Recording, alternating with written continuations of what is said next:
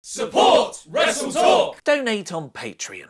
Rusev and The Miz qualify for Money in the Bank. Charlotte Flair qualifies for Money in the Bank. And Daniel Bryan does not qualify for Money in the Bank. I am Luke Owen. Vote in the poll above my head to let me know what you thought of this show using this rating system from top to bottom. Smack damn, smacktastic, smack bang in the middle, Ellsworthy, and Bobby Lashley face. This is the 8th of May 2018 edition of SmackDown Live in about 4 minutes. After a quick in-ring promo recapping Backlash from Paige here, SmackDown Live kicked off a night of little story and lots of in-ring action. That began with The Miz taking on Jeff Hardy for a spot in the men's Money in the Bank ladder match, which not only went through 2 commercial breaks, but was an excellent bout. Hardy dove off the barricade, Miz snapped Jeff's neck on the apron, and there was an excellent near-fall off a wicked-looking sunset powerbomb. The finish saw Hardy hit the swanton bomb, but Miz reversed Jeff's pin attempt into a surprise one of his own, winning the match to qualify for Money in the Bank. This was a really good match and an excellent finish. Backstage, Sheamus was sadly eating Lucky Charms, because he's Irish, you see, and said that he didn't feel great about losing to Xavier Woods last week. Cesaro said the numbers game got the better of them and a match was made for later on in the show between Cesaro and Woods. They then opened their gym bags to reveal that New Day had put pancakes in them.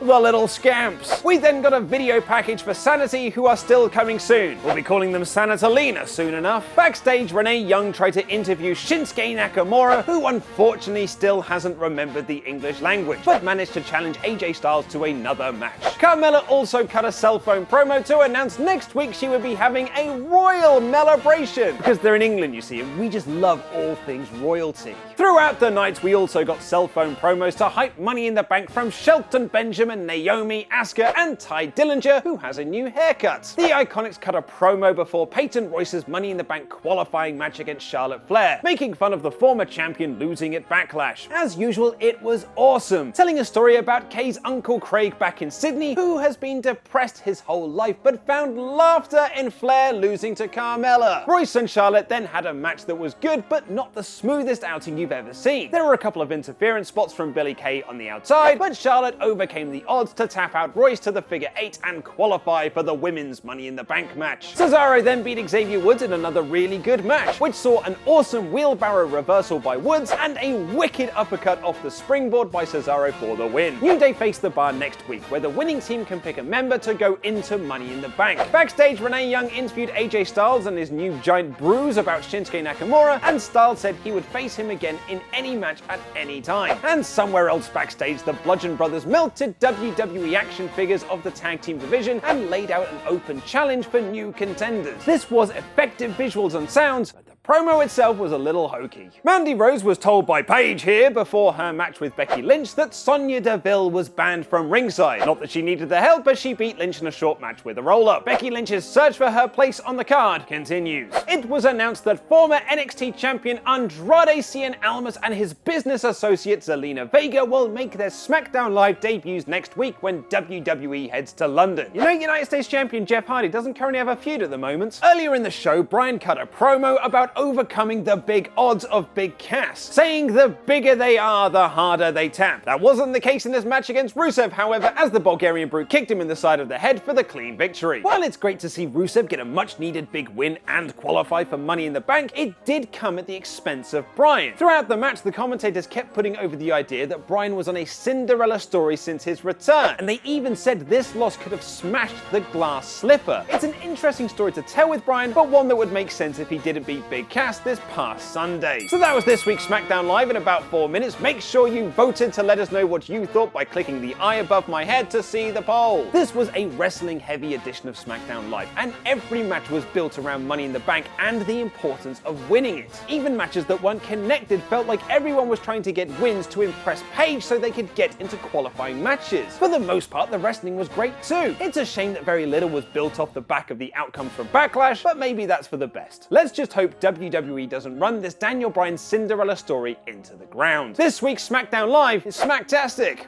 Check out Ollie Davis and I breaking down this week's Monday Night Raw by clicking the playlist to the left. Support WrestleTalk by subscribing to this channel and pledge on Patreon for exclusive podcast content. I have been Luke Owen, and that was SmackDown Live.